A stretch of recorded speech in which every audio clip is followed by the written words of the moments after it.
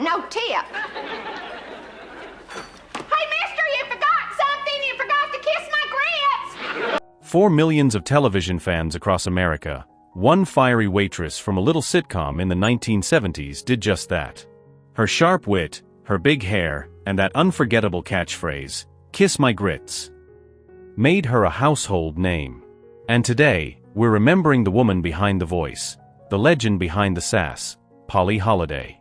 On September 9, 2025, at the age of 88, Polly Holliday, the actress best known for playing Florence Jean Castleberry on the hit sitcom Alice, passed away. The news has left fans heartbroken, stunned, and nostalgic. But who was Polly Holliday beyond that one role? What challenges did she face? What triumphs did she enjoy? And what lasting mark did she leave on American television? Let's take a journey through her life, a journey filled with laughter, strength. Polly Dean Holliday was born on July 2, 1937, in Jasper, Alabama.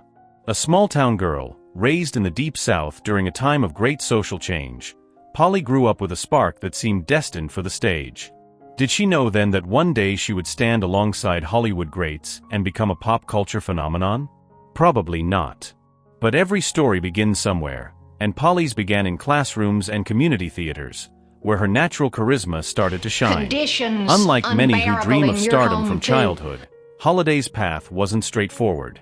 She worked as a teacher before fully diving into acting, instilling discipline, patience, and storytelling into her daily life. That teaching background gave her the confidence to command attention, skills that would later make her characters unforgettable. But it wasn't until the 1970s that Holliday's star truly began to rise. And it rose fast, bright, and brilliantly. The world first met Flo Castleberry in 1976, when CBS launched the sitcom Alice. Based loosely on the Martin Scorsese film Alice Doesn't Live Here Anymore, the show told the story of a widow starting fresh as a waitress in Phoenix, Arizona. But while Alice was the heart, Flo was the spice. From the moment Polly Holliday stepped on screen in that waitress uniform, with her southern twang and razor-sharp comedic timing, audiences were hooked. She wasn't just a side character, she was a scene stealer. And then came the line, the one that would define her career, "Kiss my grits." Think about that for a moment. Très simple word. Yet Holliday delivered them with such flair, such fire, that they became etched into the American cultural lexicon. It wasn't just a catchphrase, it was empowerment, sass, and humor all rolled into one. Fans didn't just laugh, they repeated it, shouted it, and loved it. But fame is a double-edged sword. For better and for worse, that's exactly what happened. By the late 1970s, Holliday's popularity had skyrocketed. Awards soon followed. She won 2 Golden Globes for her role as Flo and received 4 consecutive Emmy nominations. It was clear, America adored her. The success led CBS to do what networks often dream of, spin off a breakout character into her own series. In 1980, Flo premiered, following Florence Jean as she left Mel's Diner to run a roadhouse in her Texas hometown. For a moment, it seemed like lightning had struck twice. The premiere drew massive ratings, and everyone wondered, could Flo become the next big sitcom? But here's where the story takes a twist. Despite the strong start, Flo struggled to hold on to its audience. After 2 seasons, the show was cancelled. For Polly Holliday, it was both a triumph and a disappointment. She had proven she could carry a show, but the industry's appetite is fickle, and the shadow of Alice loomed large. Have you ever reached the peak of success, only to find the weight of it hard to carry? That was Polly's reality in the 1980s. Yet Holliday was far from finished. Determined not to be boxed in by one character, she sought roles that showed her range. And she succeeded. She popped up in films like All the President's Men, 1976, Gremlins, 1984, and Mrs. Doubtfire, 1993. Imagine that. Many younger fans might not even realize that the stern Mrs. Sellner, the court liaison who almost exposes Robin Williams' disguise, was the same woman who once told customers to kiss my grits. It was a testament to her versatility, her ability to transform from a comedic Southern waitress to a no-nonsense professional. Television also welcomed her back in the 1980s with guest roles and recurring appearances. Holliday once again proved she could hold her own among the greats. Every performance reminded audiences, Polly Holliday was more than Flo.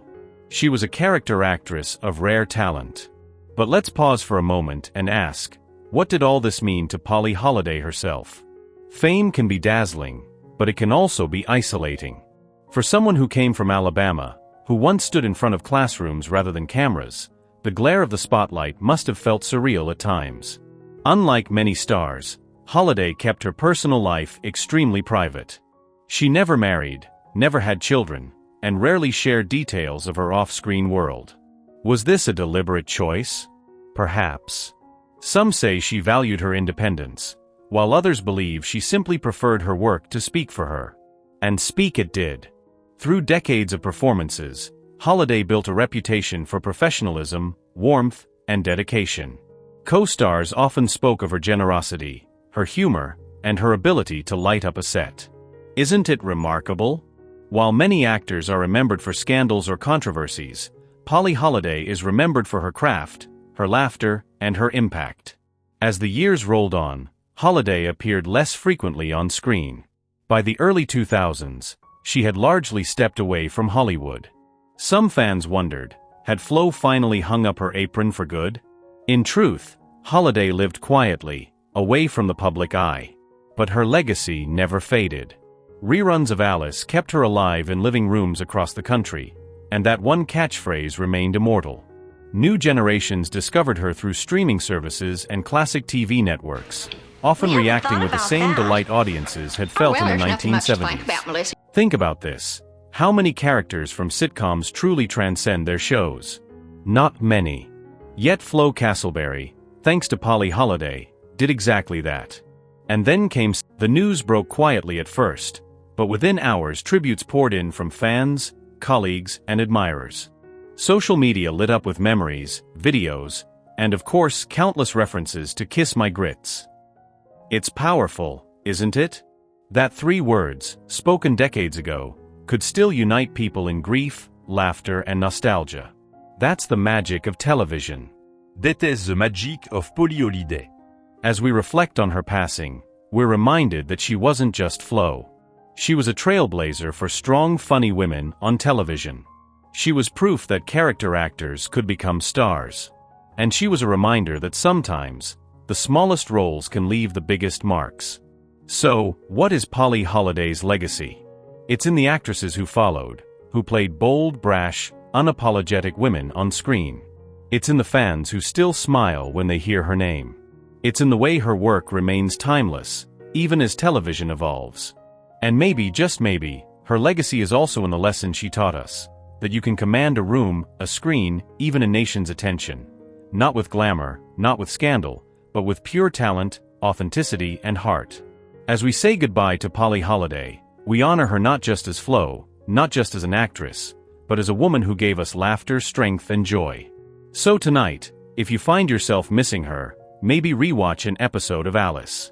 Hear that southern drawl, watch that sly smile, and wait for the moment she leans across the counter and says it, "Kiss my grits." Because in those words, in that delivery, you'll find everything Polly Holliday gave us: humor, attitude, and a spark that will never fade.